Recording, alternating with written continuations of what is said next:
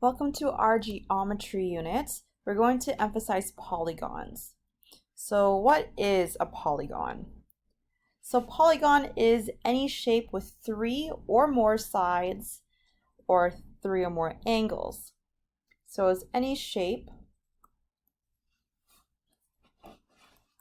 with 3 or more sides and angles. So for example, a triangle is a polygon, so is a square, a rectangle, a parallelogram. Those are all polygons. A polygon, a regular polygon, is a polygon but with all equal sides and all equal angles.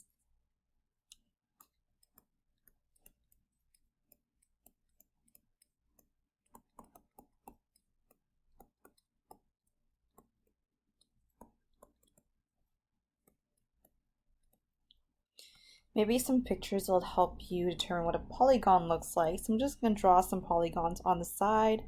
So your right triangle is a polygon.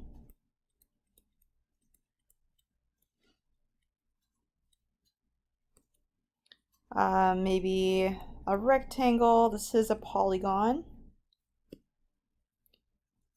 A diamond is a polygon. You have more than 4 sides as well. You can get a hexagon, a heptagon, and you would continue on. So this is a 6-sided shape. This is a hexagon. Now a regular polygon is just a special classification of a polygon. So this is where all sides, let's say of a triangle, are the same. And so are their angles. All the angles are the same as well. So when I write a little line across all the sides, this means that all those sides are equal to each other. Another regular polygon you could have is a square. Because in a square, all your sides are the same and all the angles are 90 degrees. You could also have a hexagon that's a regular polygon. I'll try my best to draw it. Again, you would just denote that these are all the same by writing a little line through them. So those are regular polygons. Now we're going to classify different triangles too. In the last unit, we dealt with some triangles because we're learning trigonometry. Now we're just going to classify the names of different triangles. And this, again, a triangle is a type of polygon, but it has 3 sides. We're looking at an acute triangle. So an acute triangle is where all angles, your 3 angles that you have in that triangle, are less than 90 degrees. So it could look something like this. So all the angles in here are acute, or small, smaller than 90. Now, an obtuse triangle, there is one angle, I'm going to say an angle, is more than 90 degrees. So it could look something like this then. Or this angle over here is larger than 90, let's just say it's 120. This is an example of an obtuse triangle. I'm sure you're familiar with your right triangle, so there is one angle that is 90 degrees, which looks something like this. And again, we will write a little box here to say that's 90 degrees. Your equilateral triangle is where all 3 angles and all 3 sides are equal. So for example, let me draw a triangle here. Let's just say that this has side 10. If it's an equilateral triangle, then all sides are going to be 10 as well. And your angle is going to also be 60 degrees for each one, because if you add 60, 60 plus 60, you're going to get 180, and all triangles add up to 180. Now we're going to look at an isosceles triangle. Because an isosceles triangle have two sides that are the same, and also two angles that are the same.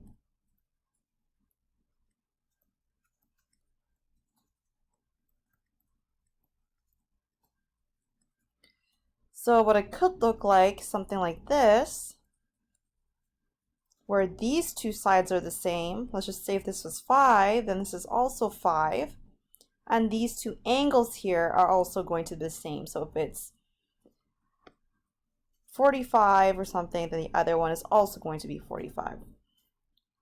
Our last triangle we're going to look at is the scalene triangle. This is where all three sides are different. And of course, then all three angles are different.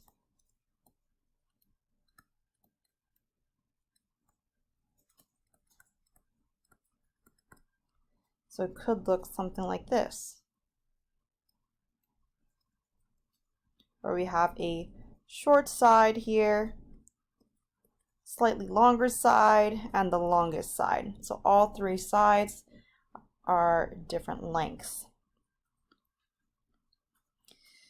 So those are the classifications of the different triangles, which is our polygon that's three-sided. Now we're going to look at names of polygons. So if we have three sides, you're going to have a triangle. If you have four sides, this is called a quadrilateral.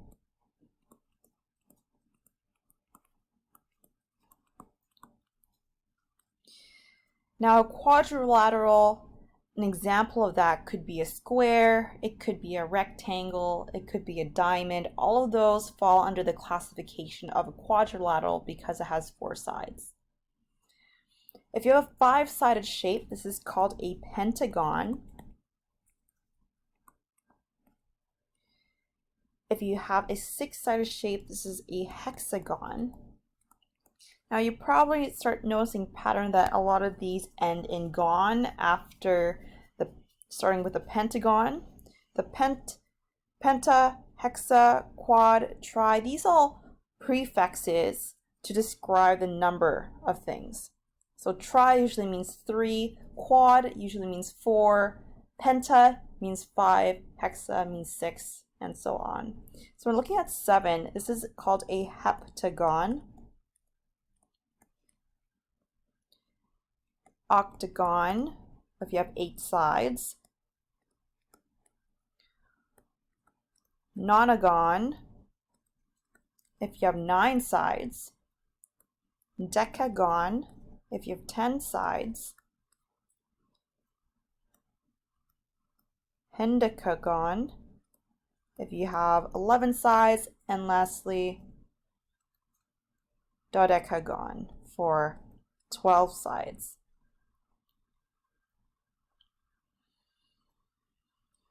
So those are the different names for our polygons all the way up to 12 sides. You could also say a 13-sided polygon, 15-sided polygon. This name list doesn't go on forever. So usually if it's a really big number for the number of sides, you would just say like a 100-sided polygon. And if you actually Googled what a 100-sided polygon looks like, it almost looks like a circle, which is pretty interesting. After going through some of the different classifications of polygons, we're going to look at another definition called the diagonal. So a diagonal is a line that connects two vertices in a polygon.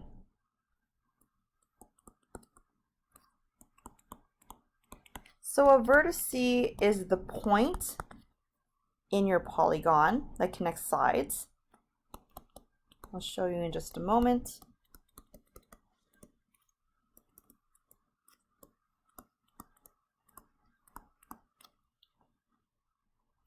So vertices are things like our little pointy parts of our polygon. These are vertices.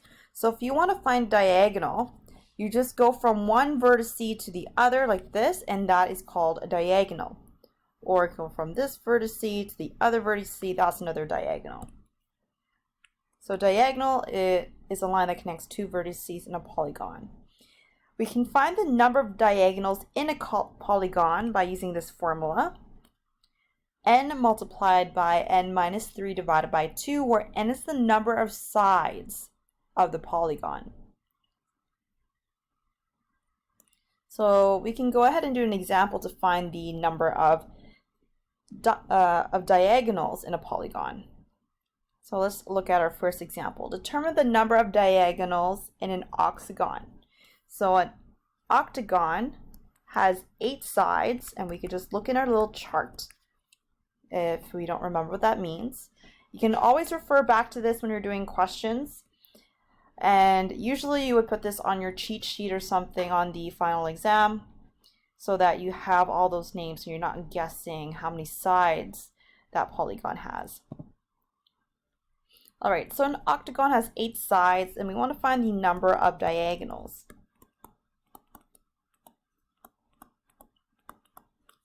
And according to our formula, that is n multiplied by n minus 3 divided by 2. Our n in this case is 8, so I'm just going to put that in for whenever I see the n. And we're going to follow some BEDMAS rules here so that we could solve for this properly. We're going to do what's inside the bracket first, as that's what B stands for. 8 minus 3 is 5. And then here, order doesn't really matter for multiplication division, so I'm just going to multiply first then, and then divide by 2. So 8 times 5 is 40. Then 40 divided by 2 is 20. So that means there are 20 diagonals in an octagon. You probably don't want to draw it out. That would take a lot of work, but you can see one here that there's a ton of lines, like this one here. There's a ton of lines for this particular polygon for our diagonals. We can do one more example. It says find the number of diagonals in this polygon, and it's a 1, 2, 3, 4, 5, 6-sided shape, so n is equal to 6 here. You could draw this out and figure out how many diagonals are that way. You could also use the formula. Being me, I just prefer to put into a formula and figure it out, because then there's no room for error. So that's 6 times 6 minus 3 divided by 2. I'm just using the formula that I highlighted from above, inserting n equals 6. So that's 6 times 3 by doing 6 minus 3 first. Then 6 times 3 is 18. Lastly, I'm going to divide it by 2. So there are 9 diagonals here. We could also check our work by drawing our diagonals in this picture. So here's 1, 2, 3, 4, 5, 6, then 7, 8,